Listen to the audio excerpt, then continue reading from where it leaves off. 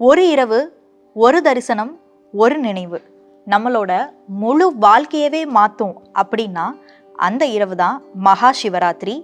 அந்த இடம் தான் திருவண்ணாமலை.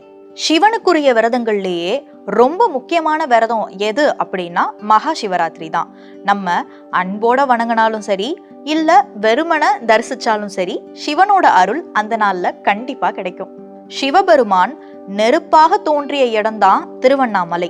அதனாலதான் இத அக்னி தலம்னு சொல்றாங்க. சிவராத்திரி இரவு 11:30 இருந்து 1 மணி வரைக்கும் லிங்கோற்பவ நேரம். இந்த நேரத்துல சிவபெருமான நினைச்சாலே போதும். திருவண்ணாமலையில சிவராத்திரி அன்னைக்கு 4 கால பூஜை நடக்குமா. காலையில இருந்து இரவு முழுக்க சிவ வழிபாடு தொடரும். சாதாரண நாட்கள்ல சிவ பூஜையில இடமே இல்லாத தாழம்பூ சிவராத்திரி அன்னைக்கு சிவனுக்கு அர்ப்பணிக்கப்படுது.